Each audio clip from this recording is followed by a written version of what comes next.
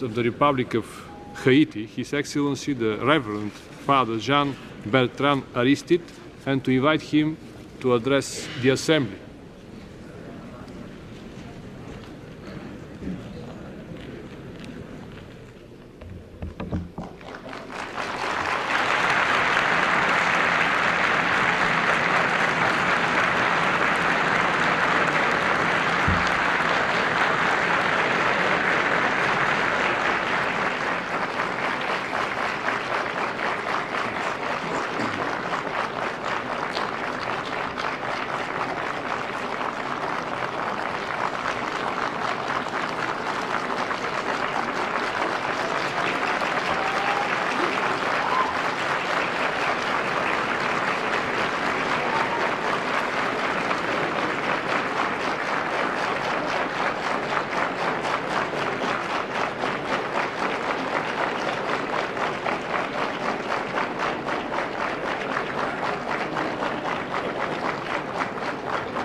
Monsieur le Président, au nom du peuple haïtien, je suis heureux de vous saluer et de vous présenter nos chaleureuses félicitations pour votre élection à cette 47e session de l'Assemblée générale.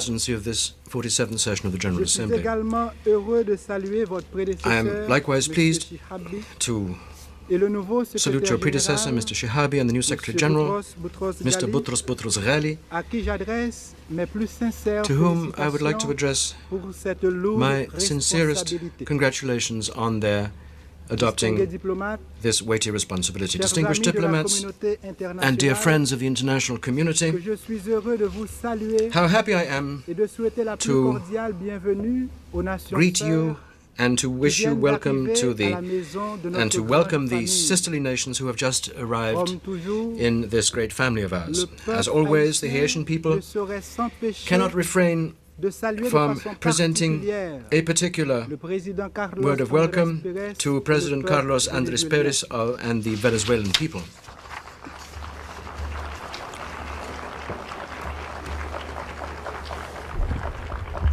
Monsieur le Président, Mr. President, au seuil du 3e millénaire, on the threshold of the les third signaux millennium, lumineux qui jaillissent the de la brilliant points of pollution light politique which are nous convoquent arising tous from au political dialogue pollution invite us pour all to dialogue, instaurer to progressivement progressively une civilisation bring de about paix. a civilization founded on La fin peace. de la guerre The end of the froide Cold War ouvrait pour le monde has de nouvelles offered the world new perspectives prospects de paix of et peace, de of peace and coopération. cooperation. Cependant, Nevertheless, les foyers de tension et l'irruption de nouveaux conflits centers of tension régionaux and the outbreak of ont new regional assombri conflicts le tableau have des relations darkened the internationales. picture of international relations.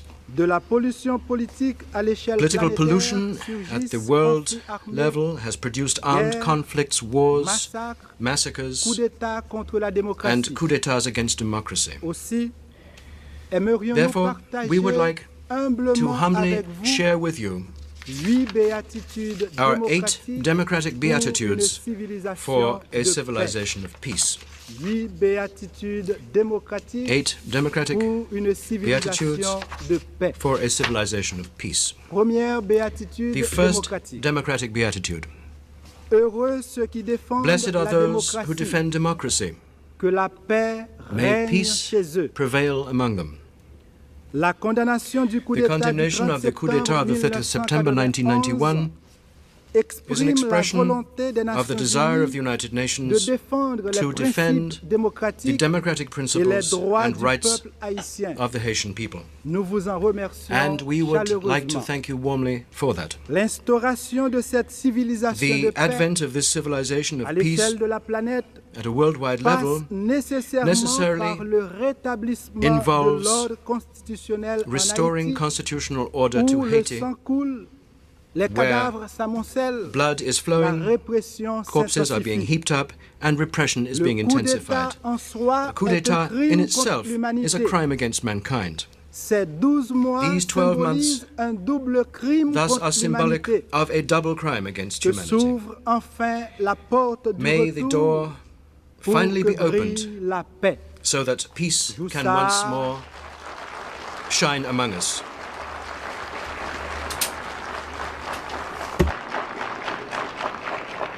Jouva, Jou viens, jou aller, jou vini, jou ça.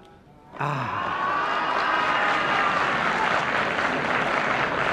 5 jours avant le coup d'État. 5 days before the coup d'État of the 30th of September 1991, ici, here, à la tribune de l'ONU, in the United Nations, from this rostrum, the people of Haiti cried out, democracy or death.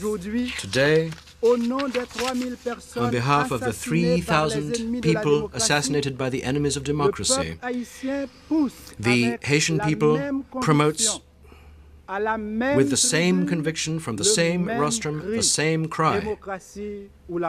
It utters the cry, democracy or death. Anyone desirous of peace must defend democracy. C'est cocotte ak chéri, youn pa vive sans l'autre. La paix ak démocratie, c'est haïtien ak Haïti, youn pa vive sans l'autre. La paix ak démocratie, c'est nous ak moi, youn pa vive sans l'autre. Que la paix revienne en Haïti. Peace return to Haiti. Que la paix revienne and may peace likewise be restored to Yugoslavia and Somalia. The Republic of Haiti condemns the acts of terrorism and genocide which have brought about such a paroxysm of horror. We appeal to the international community to make itself responsible for progressively creating a civilization of peace. Second democratic beatitude. Blessed are those who promote economic growth, because peace and economic poverty are incompatible. Misère ak la paix, c'est lait ak citron, youn pa vle wè l'autre. Misère ak la paix, c'est Haïti ak Cédras, youn pa vle wè l'autre.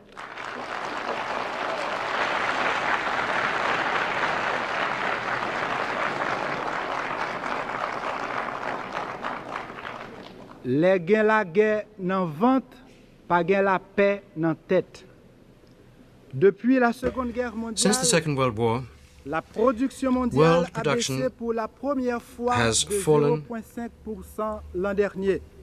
For the first time, by 0.5% last year. In the developing countries, the deterioration of economic and social conditions is spectacular. Hence subhuman poverty, drug abuse, and increase in crime. 20% of the wealthiest people in the world have 83% of the world's income. 20% of the poorest people in the world only have 1.4% of that world income.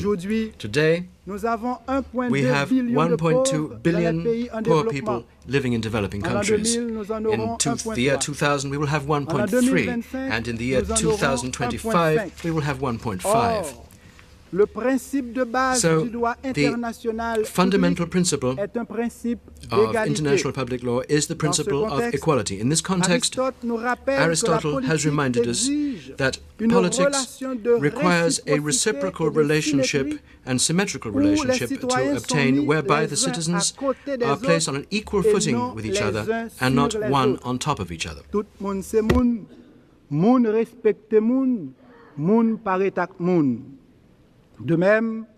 Likewise, in his work entitled Political Justice, Hofer,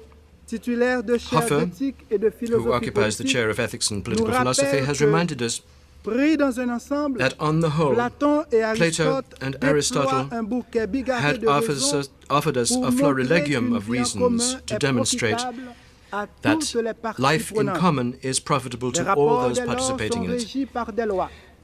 Relationships, therefore, are ruled by laws, laws which must be respected, laws which must not be transgressed, laws in a society of law.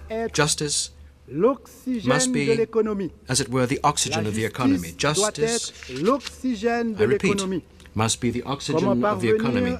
How can we bring about a civilization of peace unless there is human and economic growth at the world level? It is in this world where, unfortunately, every year, almost 3 million children die from illnesses against which there are vaccines. Of 3 children, 1 suffers from serious malnutrition. Why so much suffering, we may ask? Must suffering and opulence be necessarily at daggers drawn? The South accounts for 77% of the world population, but only has 15% of the world's earnings. In Latin America, 17% of the landowners control 90% of the land. How can we speak of peace when equality in civil rights has become socio-economic inequality? A striking contrast indeed, spectacular contradictions due to violations of the rights of the individual. In Haiti, in our country, it's even worse. The exploitive structures which we inherited must be democratically transformed into structures made up of participation and justice, participation by everyone, justice for everyone, and transparency in all matters. Hence, we will no longer be Hence, we will no longer be burdened by this colonial heritage, which is so clearly indicated by the statistical table. That is, 1% of the population has more than 45% of the national revenue. 1.8 doctors are available for each 10,000 inhabitants, 1.9 nurses for each 10,000 inhabitants.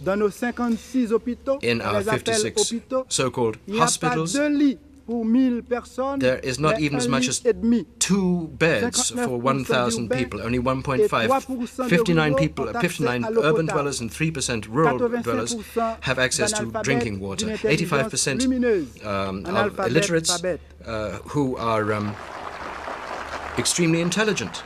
You're not necessarily a fool just because you can't go to school.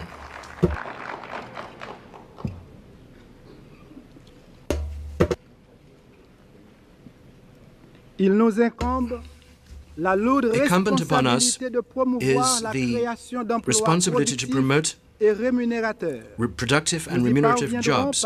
We will manage to do this by applying judicious macroeconomic policies and effective measures on the mesoeconomic level. Therefore, as always, we will have to locate the human individual in the very heart of development, enable the market to function properly, to remedy any defects, to create material infrastructures, to support activities of public interest, develop harmonious relationships with the private sector, and to struggle against corrupt structures. The constitutional process will preserve participation for everyone, involvement and justice for everyone. Unity in diversity is indeed the very outline of a political topology where differences of view can be democratically harmonized. The more equality there is in civil rights, the less inequality there will be in the socio-economic field. I repeat, more there is equality in civil rights, the less inequality there will be in the socio-economic sphere. Faut bien manger pour nous toutes, travail pour nous toutes, respect pour nous toutes, justice pour nous toutes. Tout monde c'est moun, moun respecte moun, moun paraît ak moun.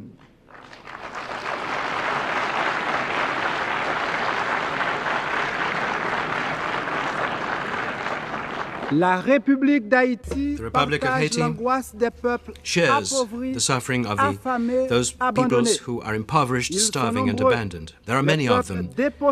Those dispossessed people who are in vain seeking the return of what is due to them. In addressing our thanks in advance to all those friends of Haiti who wish to send humanitarian aid to Haiti, we would like to ask you to coordinate the channeling of humanitarian aid with the constitutional government of the Republic of Haiti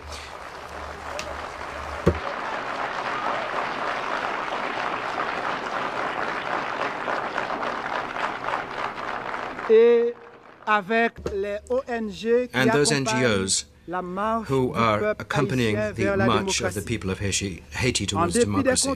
Despite the controversy which has surrounded the idea of an embargo, the people of Haiti would like to repeat yes to an embargo.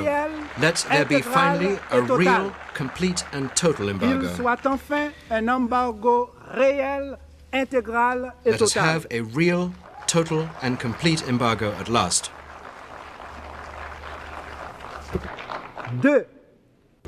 Secondly, let us put a stop to the flood of new weapons being pumped continually into Haiti.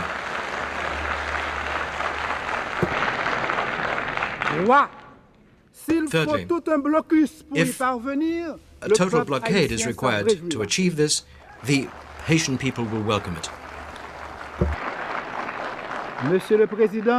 Mr. President, dear friends of the international community, for all those efforts which you have already made and for the support which you intend to give us, may I thank you from the bottom of my heart. 1 year is too long, 12 months is too long.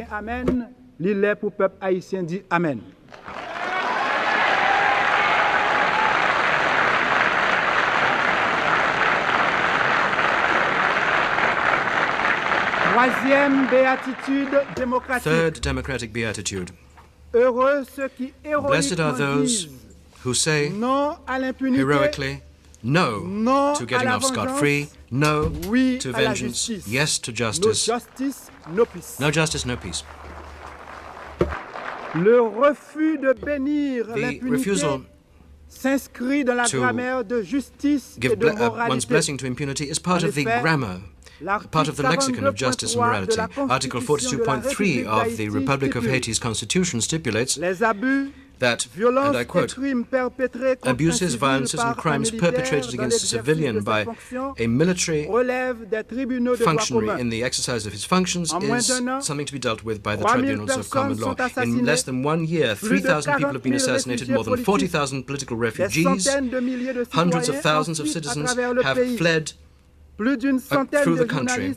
More than 100 of journalists have fallen victim to the terror of the military. The press has been muzzled. Priests have been arrested, have been beaten up and have been imprisoned. Monsignor Willie Romulus, whose life is in danger, as well as priests and nuns and members of ecclesiastical communities, fundamentalists or l'Église, are constantly being persecuted. Rural organizations, popular, socio-professional and trade union organizations are systematically taken apart or targeted. Many parliamentarians have been persecuted. One deputy was assassinated in cold blood. Blood is flowing. The corpses are being heaped up. Never has Haiti had visited upon it such a ferocious and bloody dictatorship. Rejected by all states of the world, nevertheless, these criminals have been recognized by the Vatican. The only state. En vos rangs, titres et qualités, distingués délégués, qu'il me soit permis, en tout premier lieu, de saluer l'élection de son Excellence M. Volkan Bozkır, ministre des Affaires étrangères de la Turquie, comme président de la 75e session de l'Assemblée générale. Ce vote unanime est un témoignage de reconnaissance et un gage de succès des travaux de cette session ordinaire de l'Assemblée générale. Je salue également le travail remarquable de son Excellence l'ambassadeur Tijani Mohamed Bande, qui a conduit les travaux de la 74e session avec une grande dextérité malgré les difficultés liées à la pandémie du coronavirus. Je voudrais par la même occasion féliciter le secrétaire général, M. Antonio Guterres, pour les initiatives courageuses et ambitieuses visant à renforcer l'efficacité et l'efficience du système des Nations Unies dans la perspective du bien commun de notre planète. Monsieur le Président, notre monde est actuellement confronté à une crise sanitaire majeure provoquée par le virus du Covid-19. Ces conséquences multidimensionnelles auxquelles s'ajoutent de nouveaux conflits et des guerres asymétriques, le terrorisme et l'extrémisme violent, les inégalités socio-économiques à l'échelle mondiale et les changements climatiques doivent nous interpeller également. Aujourd'hui, plus que jamais, nous avons besoin d'un système multilatéral plus solidaire et plus efficace. Un système qui permettra aux États membres de l'organisation de développer des stratégies en vue de relever les défis pour atteindre la vision holistique d'un avenir meilleur pour tous. Ce, conformément à la déclaration de ce sommet des Nations Unies sur l'avenir que nous voulons. Monsieur le Président, ce n'est pas un hasard si l'élimination de la pauvreté sous toutes ses formes et partout dans le monde constitue l'objectif numéro 1 du programme de développement à l'horizon 2030. Il est malheureux de constater que les efforts déployés au niveau mondial pour la mise en œuvre de cet objectif central sont loin d'être à la hauteur des besoins réels.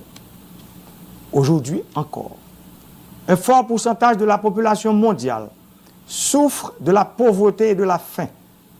Nous ne parviendrons pas à inverser la tendance sans une vaste mobilisation de ressources financières. Le décalage est encore saisissant entre les engagements que nous avons pris et les actions en cours pour éliminer la pauvreté dans le monde. Haïti a eu plusieurs milliards de dollars américains d'aide de la communauté internationale pendant ces 10 dernières années. Les conditions de vie des Haïtiens ne se sont pourtant pas améliorées. Les milliards de dollars dépensés n'ont souvent pas tenu compte de nos priorités, de nos besoins, ni même de notre stratégie de lutte contre la pauvreté. Dans une perspective de développement durable, nous appelons les bailleurs de fonds de tous les pays amis à réaliser une analyse critique de l'aide internationale à Haïti afin d'évaluer son efficacité. Nous voulons des projets qui s'adaptent à nos besoins, qui répondent à nos priorités et qui nous permettent de mettre en œuvre un développement économique axé sur l'humain, sur la production nationale, sur le renforcement des capacités de nos institutions. Nous voulons des projets qui ont un impact positif sur la pauvreté et qui intègrent les enjeux sociaux et environnementaux du pays. Certains bailleurs commencent à comprendre la nécessité de s'allier sur la volonté du gouvernement de la République d'Haïti en ce qui concerne le choix de ses priorités. Nous les félicitons. Monsieur le Président, nous sommes à 10 ans de la date butoir pour la réalisation pleine et entière des objectifs de développement durable. Beaucoup de pays ont déjà réalisé des progrès considérables en ce sens. D'autres, en dépit de leurs efforts, sont encore à la traîne. En Haïti, les besoins en termes d'urgence, de redressement et de développement à long terme demeurent immenses et exigent un investissement cohérent dans plusieurs domaines. En l'état actuel de mon pays, la poursuite des objectifs de développement durable constitue un défi majeur. Des efforts gigantesques et soutenus devraient être déployés dans les domaines prioritaires tels que les infrastructures routières, agricoles, électriques, numériques, portuaires, aéroportuaires, l'éducation, la couverture sanitaire, les logements sociaux, la mobilisation de l'investissement direct étranger, la reforestation, la protection de l'environnement, la relance de la production agricole, l'accès à l'énergie pour tous à partir de sources renouvelables et l'accès au crédit à tous, surtout aux jeunes et aux agriculteurs. Monsieur le Président, j'ai pleinement conscience de la responsabilité qui est mienne de veiller à l'établissement des conditions essentielles pour garantir la sécurité, la paix, la stabilité et le développement à long terme d'Haïti. Mon pays qui se heurte depuis quelques décennies à une crise socio-économique complexe et à une polarisation excessive et violente de la classe politique ne pourra y faire face seul. La République d'Haïti se relèvera, mais avec un appui durable, cohérent, efficace et bien coordonné de la communauté internationale. Aujourd'hui, la République d'Haïti est amputée d'une institution indispensable à la bonne marche de la démocratie, le Parlement. Nous avons mis en place un nouveau conseil électoral provisoire pour réaliser des élections crédibles, transparentes, inclusives, libres, honnêtes et démocratiques. Fidèle à cette tradition historique, la République d'Haïti s'est toujours évertuée à promouvoir et défendre les valeurs et les principes de liberté universelle, de paix pérenne et de coopération entre les nations du monde entier. Sur cette base, mon pays se range constamment aux côtés des États membres de la communauté internationale désireux de bâtir un ordre mondial plus juste et plus équilibré, conformément aux buts et principes énoncés dans la Charte des Nations Unies. C'est dans cet esprit que je salue l'initiative du secrétaire général qui a formulé des propositions pertinentes pour réformer l'organisation. Je l'encourage à intensifier les efforts pour renforcer l'ONU afin qu'elle soit à la hauteur des nouveaux défis du XXIe siècle. À cet effet, j'encourage tous les États à s'engager non seulement à développer une compréhension commune et à mener des actions collectives dans la lutte contre la pandémie de Covid-19, mais aussi à accélérer la mise en œuvre des programmes d'action qui soient conformes aux 3 piliers des Nations Unies: le développement, la paix et la sécurité et les droits de l'homme. Aux États membres, pendant que je présente mes sincères condoléances aux pays qui ont été très affectés par la Covid-19, je tiens à remercier tous les pays partenaires qui ont aidé l'État haïtien à faire une bonne gestion de la pandémie, en particulier la République de Chine, Taïwan. Il est temps que le monde reconnaisse le droit à l'existence de cette nation et lui accorde la place qu'il faut dans les instances internationales, particulièrement à l'ONU. Pour conclure, Monsieur le Président, je voudrais en cette occasion exceptionnelle inviter l'Assemblée des États membres à réfléchir et méditer sur cette affirmation lapidaire, mais combien cruciale pour l'avenir de la paix, du développement et de la sécurité dans le monde, de Wilfred Jenks. Le choix est simple, mais brutal. Ou bien nous vivons ensemble, ou bien nous périrons ensemble. Je vous remercie. Excellences, Monsieur le Président de l'Assemblée générale, Monsieur le Secrétaire général des Nations unies, Excellences, Mesdames, Messieurs les chefs d'État et de gouvernement, Mesdames, Messieurs les chefs de délégation, distingués délégués, chers compatriotes, j'ai l'immense honneur de représenter ici à la tribune de l'Assemblée générale des Nations unies, à un carrefour particulier de son histoire, le peuple haïtien, digne et fier, qui malgré les tempêtes de tous ordres, a toujours su se relever. Première république noire du monde, Haïti porte dans ses entrailles la fierté d'une lutte héroïque pour la liberté et la dignité humaine. Elle se trouve aujourd'hui à un carrefour décisif. C'est donc avec le poids de cette histoire et l'espoir d'un avenir meilleur que je m'adresse à vous en appelant à la solidarité agissante de la communauté internationale. Permettez-moi tout d'abord d'adresser mes chaleureuses félicitations à vous, Son Excellence Philémon Yang, ancien Premier ministre du Cameroun, pour votre élection en tant que président de cette 79e session de l'Assemblée générale.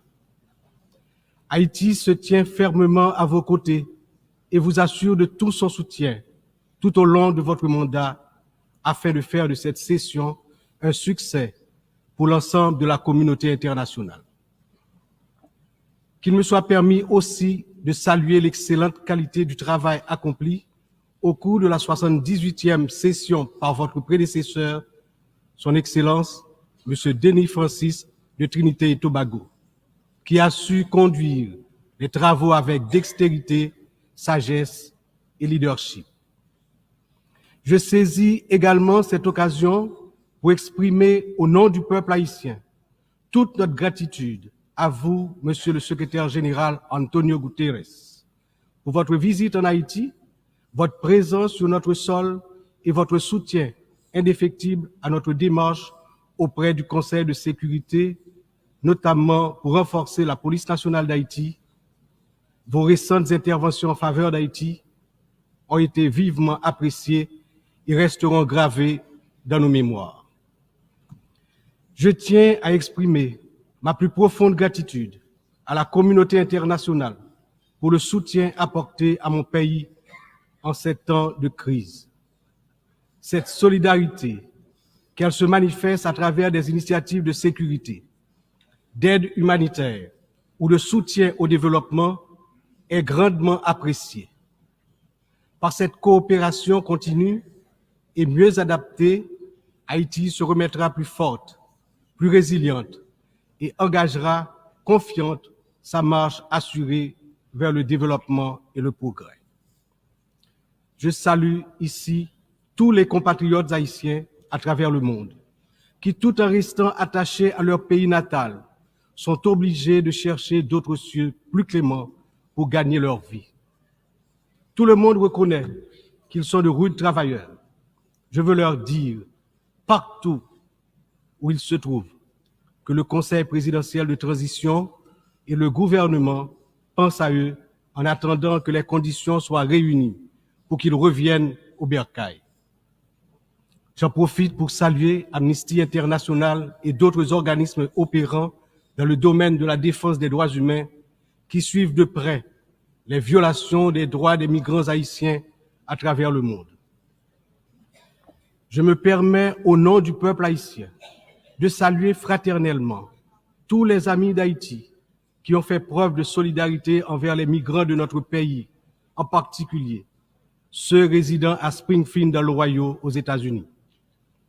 La longue histoire d'amitié et de solidarité réciproque entre nos deux nations, depuis notre participation à la bataille de Savannah en 1779, nous permet de dire avec confiance que le peuple américain rejette toute incitation à la haine contre notre communauté. La participation active des immigrés haïtiens à différents niveaux de la vie des États-Unis est tangible et significative. À cet égard, les passions qui émergent naturellement lors d'une campagne électorale ne devraient en aucun cas servir de prétexte à la xénophobie ou au racisme dans un pays tel que les États-Unis, une nation forgée par des immigrants de toutes origines et qui s'est érigée en modèle de démocratie à l'échelle mondiale. Monsieur le Président, Excellences, Mesdames et Messieurs, le thème de cette 79e Assemblée générale, ne laisser personne de côté, agir ensemble pour la paix, le développement durable et la dignité humaine des générations présentes et futures, résonne profondément avec les défis majeurs auxquels le monde est confronté aujourd'hui. Ce thème est un appel urgent à l'unité et à la coopération internationale dans un contexte où les inégalités, les conflits et la crise climatique exacerbent la vulnérabilité de millions de personnes à travers le globe. Alors que de nombreuses nations peinent à atteindre les objectifs de développement durable, il est plus que jamais nécessaire de garantir que toutes les voix, en particulier celles des plus marginalisées, soient incluses dans les processus de décision mondiaux. Cette thématique revêt également une importance capitale dans le contexte de la crise actuelle en Haïti. Il incarne l'essence même de notre lutte pour restaurer la paix et la stabilité, tout en assurant que chaque citoyen haïtien, chaque citoyenne puisse jouir de ses droits fondamentaux. Agir ensemble, comme le souligne le thème, est essentiel pour Haïti, car notre redressement ne peut se faire pleinement sans cette solidarité internationale. Monsieur le Président, Excellences, Mesdames et Messieurs, aujourd'hui notre monde est confronté à des défis d'une ampleur sans précédent, des défis qui préoccupent profondément l'ensemble de la communauté internationale. Les Nations Unies, dans leur mission historique de promouvoir la paix, la sécurité et le développement durable, se retrouvent en première ligne face à des crises qui menacent non seulement des nations isolées, mais l'ensemble de l'humanité. le changement climatique est sans doute l'un des plus grands périls de notre époque. D'après les données récentes du groupe d'experts intergouvernemental sur l'évolution du climat, la température mondiale a déjà augmenté d'environ 1,1 degré centigrade depuis l'ère pré-industrielle. Cette élévation a provoqué une intensification des phénomènes climatiques extrêmes tels que les ouragans, les sécheresses, les inondations, des catastrophes qui affectent particulièrement les nations les plus vulnérables comme Haïti.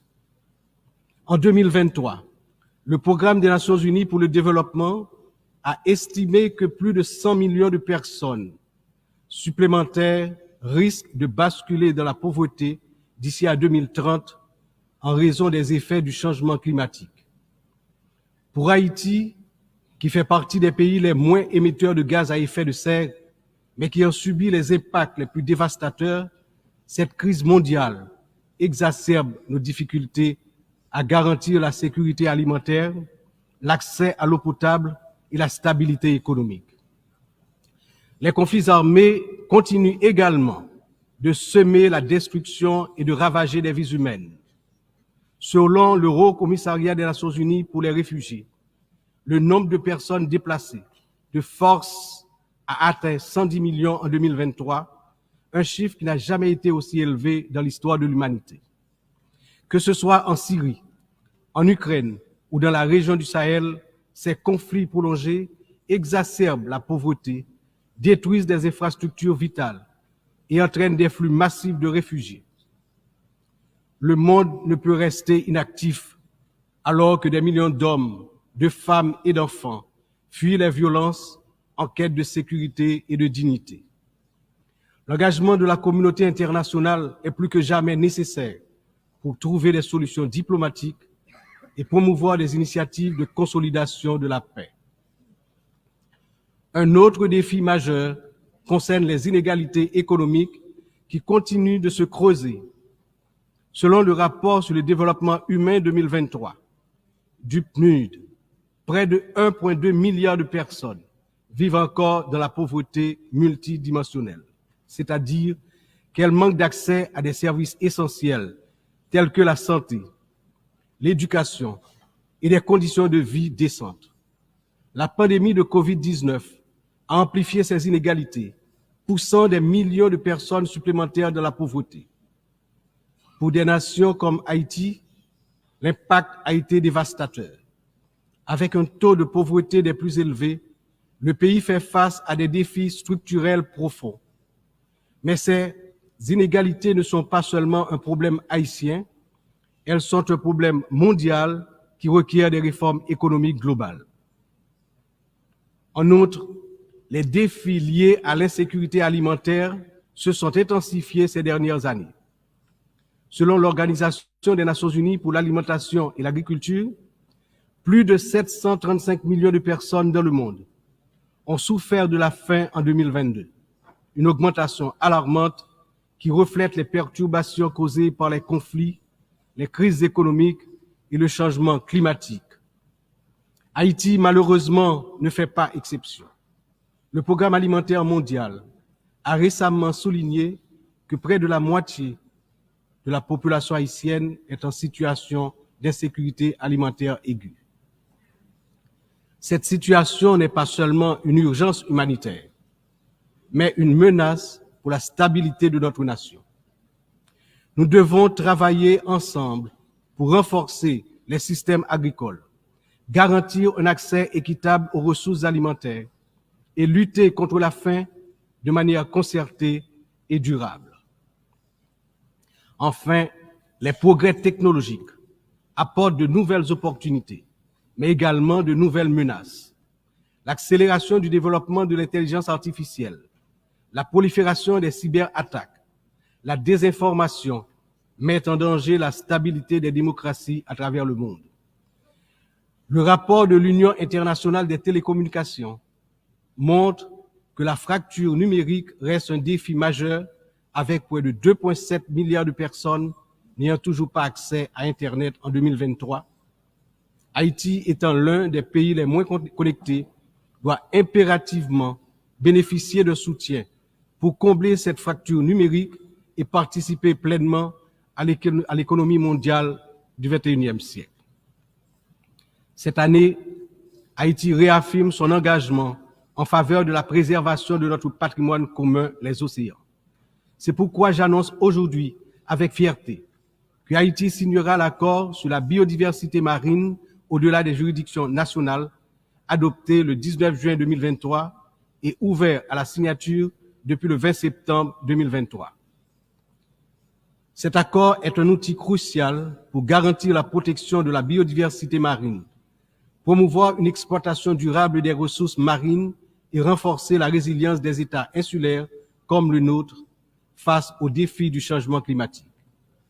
Haïti est déterminé à collaborer avec la communauté internationale pour s'assurer que cet accord profite à toute l'humanité, tout en contribuant à la protection des écosystèmes marins dont nous dépendons tous.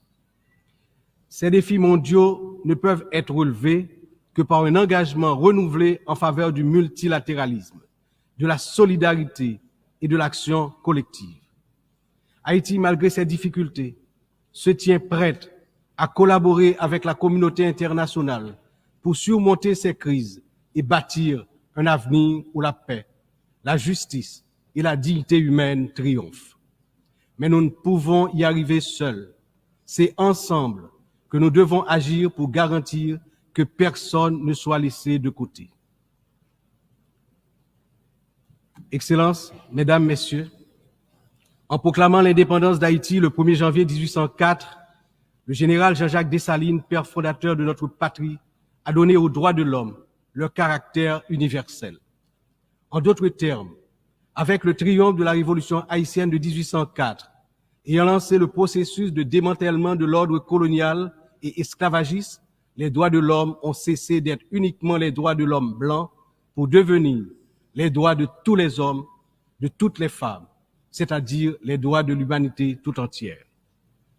À ce titre, en tant que représentant de la République d'Haïti, porte-parole officielle du peuple haïtien, je me vois dans l'obligation d'attirer l'attention des dirigeants des grandes puissances sur le danger de guerre nucléaire menaçant l'existence des peuples sur tous les continents. Dans cette optique, au nom de la République d'Haïti, je lance un vibrant appel aux chefs d'État de tous les pays membres des Nations Unies pour leur demander d'éviter à l'humanité le péril de la fin de la civilisation sur Terre. Monsieur le Président, Excellences, Mesdames et Messieurs, je m'exprime aujourd'hui avec l'expérience de plusieurs années consacrées au service de mon pays. Mon parcours politique, profondément ancré dans l'histoire d'Haïti, m'a permis de traverser de nombreuses épreuves, toujours avec un même objectif, le progrès de mon pays, la fierté, la dignité restaurée et le bien-être du peuple haïtien meurtri. Ayant présidé le Sénat de la République de 1995 à 2000, puis ayant été témoin de moments critiques de notre histoire politique, j'ai vu de près les défis auxquels notre nation a été confrontée. Mon engagement politique remonte à une époque où les luttes pour la stabilité et la démocratie étaient omniprésentes. Aujourd'hui, en tant que président du Conseil présidentiel de transition, je me retrouve à nouveau à un moment charnière de l'histoire d'Haïti. Mon parcours m'a enseigné que la résilience et la volonté collective sont les seules voies pour garantir un avenir stable et prospère. C'est avec cette vision, ce dévouement et la force que confère cette riche expérience politique que je m'engage à conduire la transition, déterminé à mener Haïti vers la paix, la sécurité et la démocratie participative, par la tenue de la conférence nationale, le renouvellement du personnel politique à travers des élections libres, crédibles, transparentes. Le peuple haïtien, malgré ces épreuves auxquelles il est confronté, refuse de se laisser submerger par le désespoir. Des défis d'une ampleur sans précédent, une violence dévastatrice, une instabilité politique persistante, une précarité quasi générale et une pauvreté dégradante se posent à son intelligence et à ses capacités d'action. Au milieu de cette tempête, il a compris qu'il lui fallait prendre une décision courageuse, celle de se mettre ensemble, de s'unir malgré les différences profondes pour pouvoir se relever et se mettre en marche en toute confiance vers la sortie de la crise multidimensionnelle qui l'afflige depuis déjà trop longtemps.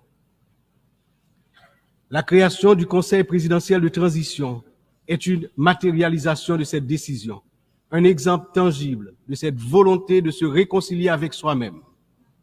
Ce Conseil qui rassemble organisations de la société civile et toutes les tendances politiques du pays est le fruit de longues négociations.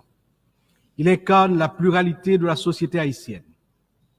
Sa feuille de route est claire.